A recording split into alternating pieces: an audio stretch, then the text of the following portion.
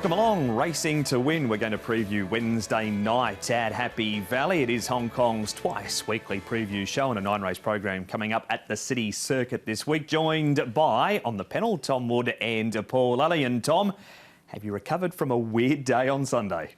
I have, but only just, with, of course, Golden 60 being beaten there at Sha Tin by Waikuku, which was the sensation of the day. But we had some great racing out there. It was great to see Waikuku win again, a former winner of the Stewards Cup, and well stronger. The writing was on the wall with that barrier trial he put in, and he delivered his A game on Sunday too. He did indeed, beating Sky Field. Well, the Rolling Stones had Mick Jagger. Paul Lally, he's had the kidney stones, but he lives, he's back. Welcome back, Paul. Yeah, don't wish those on anyone, those things. But look, yeah, good to be back. And look, there was a good weekend of racing, wasn't it, to watch? As you say, it was a little bit strange with Golden 60 getting better, but well done to Stronger. He really deserved that sprint win as well. No jackpots coming up for this meeting either. All right, before we get into the meeting, Joe Moreira has been airborne in the last few weeks. Nick Child was out at track work this morning to catch up with a very informed jockey.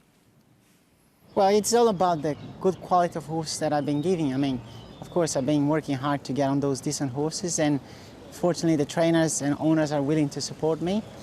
Hopefully that doesn't change, because we're here to win races, and fortunately we've been able to win couples. So, yeah, the form is there, and I hope we can keep it up.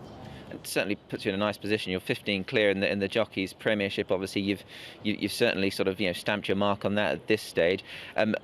I know you've got this upcoming suspension, but I guess with that momentum, that's certainly something that you can be proud of going into that. Yeah, momentum that I mean at the moment is pretty good. Yeah, unfortunately, the suspension is going to break that for a bit, but fortunately, the mistake I've done last week didn't get into my mind. I know I've been doing things right, and we're going to learn from that and come back after a couple of weeks fresh and willing to work hard again and do what we've been doing lately. Hopefully things just keep on going the same way. Yeah, another full-timer on Sunday for Joe. Tom, we've got his stats on a screen over the last 10 meetings. Yeah, absolutely flying. Couple of four-timers in there. 25 winners from 90 rides, striking at a win rate of 27.7% and a handful of minor placings there as well. He's got a reasonable book, as you'd expect on a Wednesday night, Paul. Yeah, he has, hasn't he? I think they've all got some sort of chance of brilliant fortune in the first. Happy Jojo's the last start winner. Team Good Luck's going well. Dr. Winning's a winner this season. Jazz Steve, not sure about Murray's partners. He'll be on his best get that one home. And Astrologer, what a strong win from him last time. Carries an extra £5. It is a meeting where most races look to have a number of chances in them. Here are the meeting details for Wednesday night, 9-race program, so we do get things underway at the earlier start time. The rail is in the C+3 position. It's meeting 40 for the season. First at 6:45, and we're going to focus on races 8 and 9 here on Racing to Win, the two Class 3s over the 1650 and at the 1200 metres. We start with the Conduit Handicap race number 8. And we've got Maldives at the top of the book. He's up £3 on that placing behind A Cheerful Day. Leap of Faith is coming back in trip to the 1650. He has had 3 trials since we last saw him. Kinda Cool goes to the 1650 for the first time round the Valley. Invincible Missile carries an extra £7 for his last start win. Smiling Time, cheek pieces off, the blinkers go on. Royal Campbell, cheek pieces again. The tongue tie has come off. Kowloon Great makes his Happy Valley debut, and he goes from the 1400 of Sha Tin to the 1650 at the Valley. In Sky Forever comes to the smallest circuit for the second time. His first was over the 1,000 metres. So 1650 metres here, Tom. Class 3 events. How does the speed map line up for this one? Yeah, the speed here over the 1650 is up front with Fearless Fire. Now, Healer's a horse that certainly does have pace, and Oscar Glory is another one that has pace, Paul, but he has to come out of barrier number 11, the one-time winner. One of the outsiders, I think, in the market will be Royal Campbell, and he is going to end up with a tough run. Yeah, it looks that way, doesn't he? I mean, I think Fearless Fire would be pretty keen to hold the rail. If Oscar Glory puts that much pressure on him, we can let him go, and that might help Royal Campbell. Sky Forever is the other one, which I'm not really sure about because he's up in trip. He's up to 1650, so a little bit of a question mark up there. Just might be slightly more forward. We know that Invincible Missile races best when he goes back, along with the Gift of Lifeline. I think the favourite Maldives will get a nice run, whatever happens. That is a perfect way to start with Maldives. Zach Purton takes the ride. Beautiful draw this week, and Nick had a chat to Zach at Trackwork. Zach, Maldives is a horse that you're going to jump back on Wednesday night. You and him have got plenty of previous form.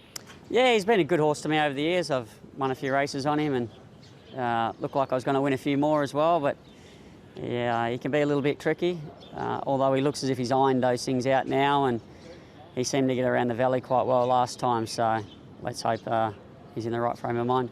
Just on those idiosyncrasies, was that just probably an immature thing, possibly? As you say, he might well have just sort of ironed them out now. Yeah, it come out of the blue because he hadn't shown any sign in the mornings or in his trials or previous races that was in him, and obviously something just caught his attention, and then he followed that through for another couple of starts before he was able to put it out of his mind and start to get on with the job again. He was third last time to a horse that you won on Cheerful Days. You would have gone back and assessed that race. What was your take on that recent performance? Yeah, it was a good performance. It was a really slowly run race, and then in the straight he sort of just had his momentum shadowed a couple of times, but I thought his run was good, and from the good gate, if we can just get an evenly run race, there's no reason why he can't be in it again. Just on the aspect of the gate, he's drawn gate number 1. Is cover quite essential to him, do you think, throughout his races? Yeah, he's not a horse that leads anyway, so he's certainly going to get cover from that gate, and it's just a matter of trying to get him to relax and enjoy himself in the first half of the race and let him do the rest. Just on reflection from the weekend, it's been a couple of days since Waikuku's win in the Stewards Cup. John Size went on record as saying it was almost like a piece of track work. You were able to sit on the leader's quarters and get a lovely run round. I mean, it was a big win from him and another Group 1 to his CV. Yeah, of course. Any race is hard to win, and especially Group 1 races, so there's no fluke in what he was able to achieve, and I felt his form continually improved as the season went on. I thought his last barrier trial was really good. I went into the race thinking he could run well. Obviously, you don't expect to beat the champ, but the race was run to suit me. I was in the right spot. I was able to get first run on him, and credit to my horse and the way he's trained on. Incredibly strange times that we live and race in at the moment, Zach, but nice that obviously you and your family live more or less on site. Great to have them here as well. That was them on the turn, I believe. Yeah, it was, and without any crowd there or anyone there, they were making plenty of noise as I went past the winning post, screaming and waving out. So yeah, I gave them a wave back. It was nice that they were able to be a part of it. It's a shame that they can't come to the races like everyone else, but it was still good that they were there to be able to enjoy that moment. And am I right in thinking that Fellowship was your first Group winner here in Hong Kong? Would that be right? That was a Stewards Cup, I believe. First Group 1, yeah, that's right. So you've done your research on the money there. I try my best, Zach. Well done on winning another one, and hopefully many more to come, obviously, on the back of what was a nasty injury on the 12th, back to the 23rd of January, and a Group 1 win, so a great way to bounce back. Yeah, it is good, and, hopefully things start to roll along a little bit more. It's, as I feel better and get fitter, I think things will just continue to pick up for me. And quite the 6 weeks for Zach Purton. Just on Maldives, Paulie's got 132 pounds on his back, but he has carried that to victory in the past. Yeah, he has. He's a tricky horse, isn't he? I think Zach summed it up there. He's like a man with no teeth trying to eat peanuts. It's a very, very hard situation. But once he gets in, he's definitely got the ability, and he can stretch out nicely. And I think he can win this race as long as he's on his best behaviour. David Hall's got him going well at the moment. He's drawn gate number 1, so with a bit of luck, I think he can go close. Invincible Missile, Tom, is our next replay, and this is him on IJC night. We'll have a look at his trial after this shortly, but he's holding his form well, this horse. Yeah, he is. Look, he really finished off with a sense of purpose last start. James McDonald threw him over the line over the final stages, had a good battle with the Amazing 1+. He's been back to Chung Fa and he's trialled really well up there, so I think he can go close in this race, Paul. Yeah, I've got him in as well. I did like that trial at Chung Fa as well. And look, he's still a well-rated horse here on a rating of 71. I mean, he has won in the 80s before. He won off 82. Funny you should say that, Paul, because here is the trial and he comes from last turning for home. Yeah, I think he'll do something similar. That seems to be the way he races the best, held up for one run. And you can see him coming down the outside and trialling really nicely. Now, as I said, a well-rated horse. There was a few seasons ago, but he has been there and done that before. He's in a bit of form now, and he seems to be going well. So, look, yeah, I'm definitely going to include him. Yeah, and when he has won in the past, he hasn't backed it up, but he has normally run a half-decent race. So I think Casper's got him going well at the moment, and he can capitalise here. Harry Bentley takes the ride. 2 rides for Harry on Invincible Missile for a couple of placings. 4 out of this replay to look at, Tom. I guess the most focus is going to be around Oscar Glory and how much work he does early to get outside the leader, according on the speed map. Well, he's just a one-time winner as Oscar Glory, and it's a little tricky barrier number 11, but I think he can get up there and still show a good turn of foot in the straight here like he did when trying to hold out Navas too, who of course won again at the weekend. So I've kept him safe, Paul. He's placed on multiple occasions. Just want to do a bit wrong late there. Yeah, that's the thing with him. Yeah, no, definitely. He's hard to have on a win line, as you mentioned, but look, he does stay on nice enough. And as you've said, it's just if Fearless Fire lets him go, then he could get his own way in front. It could happen. He's only likely tried around Happy Valley too as Oscar Glory. And finally, Paul, this is Leap of Faith. He's had 3 trials since we last saw him on the 1st of December. And he's so fit, this horse, isn't he? He's fitter than you there, Mark. He's had 7 starts already this season, or 6 starts. This will be his 7th. So, look, he's got fitness on his side. But, look, he does find trouble, doesn't he? He does, and he's never won course and distance. He's had 3 starts course and distance for just 1 minor placing, but he's stayed on pretty well there between runners in that barrier trial behind Hot King Prawn and Co. He didn't quite make it in. He is drawn well. I'll be interested to see if he can turn that course and distance form around. Same draw that he placed behind Savvy Kingman 3 starts ago, course and distance. All right, Paul, selections for race number 8. I'm going to go with Maldives. Look, from barrier number 1, I think he can just get a nice posse in behind and get the right run. Look, Gift of Lifeline's a horse we haven't talked about. He's won off a rating of 69 before he's back onto that rating of 69. There is a bit of speed on. He should get the race run to suit. Invincible Missile, of course, from the back there, and that trial was really good. But I'm going to just take a little chance. He'll be a bit of a price here of Sky Forever. We have seen him finish off quite powerfully in a few of his races.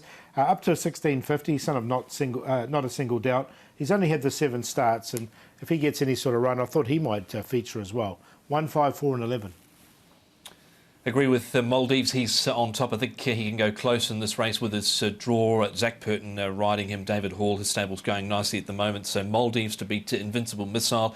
10 goes in. Oscar Glory. He wasn't far away last start behind Navas 2, who's now won, of course, 3 in a row. And Fearless Fire, he'll be up on the pace somewhere with Oscar Glory. Drawn barrier 2, a 4-time course and distance winner. 1, 4, 10 and 7. And that is the preview for race number 8. Off to a break here on Racing to Win. We come back and look at race number 9 right after this.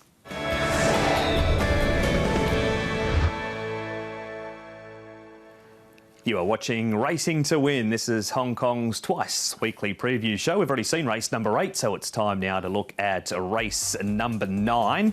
It's the breezy handicap over the 1200 metres. We've got Astrologer up £5 for his last start win. A Smile Like Yours is a 4-time course and distance winner. Gold Marquis goes from the 1,000 to the 1,200. Rewarding Together has had 2 runs back from a 12-month spell. Meridian Genius, a win and a second. His last 2 starts course and distance. And HZ Tourbillon down the bottom. He returns from a right hind fetlock injury. He's had the 3 trials in his first start since June. So this is a really good field, this one, Tom. There are chances galore, and where they land in the run may come down to where they finish the race. Potentially, it's a good race, this race to round out the program. You've got the likes of Jolly Good Heart. He's got gate number 1, so he likes to go forward. Paul Colonel's a horse that likes to go forward, so maybe the pace might even be a little quicker than the good side. Yeah, it could well be good to fast. You might be right there, Tom. Rewarding Together, he can tuck in. Smile Like Yours, he's been in great form this season. He'll get a nice run. California Sky went forward last time, but from barrier 8, I think he's just going to find it a little bit tricky. And Decisive 12 as well, coming up to 1,200 metres, just might find it a little bit tricky as well, because we know he likes to go forward. So, yeah, I think you might be right. Maybe it could be good to fast. OK, so that's a look at the speed map. Now, we're racing on the C+3 here, Paul, and the barrier stats over the 1200 from 2019 shows barrier 1 and barrier 2 are at a massive advantage, but Jolly Good Heart's drawn barrier number 1 and he took off last time and knocked up rather badly. He did, didn't he? And then barrier 2's Colonel is another one who sort of hasn't really sort of put in at the finish, has he, Colonel, as well? So, but they're the stats there for everyone to see. So at this stage, 1 and 2, there is an advantage here. And next best, sorry, Tom, next best is about race gate 4 or 5. Yeah, that's right. And A Smile Like Yours has come up with that. That's just because there's such a short run to that first turn with the C+3 rail. It's probably best part of maybe only 120 metres to that first turn at the football club. OK, let's go back to some replayers now. We're going to start with Astrologer, who, ever since winning at 1,000 to 1 a few starts ago, has been in good form. That is him there. He's covering a little bit of ground. The grey is Meridian Genius at the back. Decisive 12. He went forward this start. He's been written forward and back recently. Stock Legends hidden on the rail, and A Smile Like Yours, Tom. He did a bit of work. He's pushing through in the centre there, but he's just such an honest horse. Astrologer covered ground, and he was pretty good last start, and he's getting a nice enough run there, just covering a little bit of ground midfield, but has some cover. A Smile Like Yours, Paul, we know, has been very honest. Decisive 12, he's sort of been the one that's been a little bit baffling for me. He's been in and out, started the season off well, but hasn't quite gone on with it, and he probably needs to be taken on trust from barrier 7 here. Yeah, look, I've actually left him out. I'm just worried about him from that particular draw. But look, Astrologer, I've got him, and I just think he might get the race run to suit Astrologer, so he goes in for me for sure. Nothing wrong with the Hong Kong debut, Paul, of this horse. That's Gold Marquis. He's in front of the horse in similar colours. Joyful Win behind him. Now, he does step up to the 1,200. That won't be an issue because he did one over the 1,200 at Pukekohe Park. Yeah, so look, he should get another one that should get the race run to suit as well. So he goes on. He goes in for me as well. Looks like he's come on for this debut run, and it was a really nice run from him here, especially the last 50 metres, I thought. Yeah, absolutely. And when he did win in New Zealand, it was first and second up at his second and third start. So, look, I think second up here is going to bode well for him. Speaking of second up, Tom, this is rewarding together. Last time he was second up this night. Now he's up in grade this time, but he's come back from a spell and an injury break. Really good form. He certainly has. He won with a leg in the air, I thought, last start. He was 3 wide early up on the speed, and then in the end he's raced away for a 2-length victory here over Regency Star and Charming Steed. That's one that's going around earlier on in the program, making ground out wider as well. But he was pretty good here, Paul. Yeah, it was a really, really nice win, and facile in the end too, wasn't it? So, look, he's on start number 3 now as well, so he's another chance coming into the race. There's plenty of chances in this last race. Including this horse, Paul, California Sky. This was his Hong Kong debut over at Sha Tin. 1,200 metres the distance of that race. Happy Valley for the first time. He did trial quite well here before this start, but his wins in Australia both 1,500 metres. Yeah, so you just think he's going to want a bit further. I just wonder from barrier 8 where he's going to be in the run as well. He's got all that pace underneath him. He did lead here, but he was slightly slow away as well, and he sort of kicked up. So, yeah, I'm just going to watch him in this, Tom. Yeah, he had a pretty good kick in the straight early on, but the last 150 sort of just told on him over the final stages. Wasn't really sure where he was going to end up, if they were going to try and roll the dice and go forward from barrier 8, or they were going to try and ride for some luck and tuck in somewhere. His wins at Goulburn and Hawkesbury now. Colonel here, Tom. He's a pace angle in the race from an inside gate. Turin Warrior showed good improvement from his first to his second start when he stepped up in trip, but he does meet a strong field this week. He does. He's drawn the same gate as last start, where he was only beaten 1 1/4 here behind Super Dobbin. But Colonel, son of Furlax, he's had 8 starts this season. He's been consistent without winning. But gate 2 gives him a real opportunity here, Paul. Yeah, he's definitely going to get his opportunity, no doubt, from the draw. Look, I haven't got him in the end. I just didn't like the way just weekend right on the line there. And we head back to the trials here, Paul. I know this one's taken your eye. He last raced on the 2nd of June. Matthew Poon rides for Danny Shum. 4 starts. 1 was on the all-weather. His turf runs at his first preparation, they were very, very good, and he gets in really well at the weights. He does, doesn't he? And I just like the way he finished off this trial. He's had a couple of trials to get him back. It's going to be a big ask because we haven't seen him for so long. But I've really liked the way he's run. He obviously likes it at Happy Valley. He's had a win, a second and a third there. From barrier 11, look, I reckon he's going to be running on really strongly at the end, and I wouldn't be surprised if he got there. But he's a big price. He's 25 to 1. He has trialled well. He's had that right hind fetlock injury. Just so long off the scene, I was just concerned with that. Even though his body weight's about the same as where he left off last season, I've left him out. It might actually help if I give you his name. HZ Torpin is the name of the horse. Now we've talked all about him. All right, Paul, selections for the final race. Look, I'm going to go with him because I know he's going to be a price, so he should be a really... like 25 to 1 plus, this horse, so he's going to go on top for me. Astrologer should get the race run to suit, and he's been going really well for Douglas White. Rewarding together, won't be too far away as well. And then Gold Marquis, he goes in there for 4th, like his debut run. 12, 1, 7 and 6. I'm going to settle with horse number 9, Gold Marquis here. I liked his first up run. He has won second up. That was in New Zealand over 1,400 metres, but he had won first up in the past as well, and he produced a bold run. So he's on top ahead of 2 Decisive, 12, 1 Astrologer and 4 Stock Legends. So 6, 2, 1 and 4.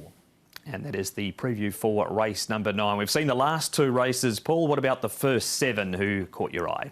Well, I did like Stoltz in race number 1. I know he's up against Special M, who's been his nemesis on both his runs, but he's third up now. I think he can turn the tables on him. Casa Kingdom, I don't mind him stepping up in trip as well. Villafon is the last start winner.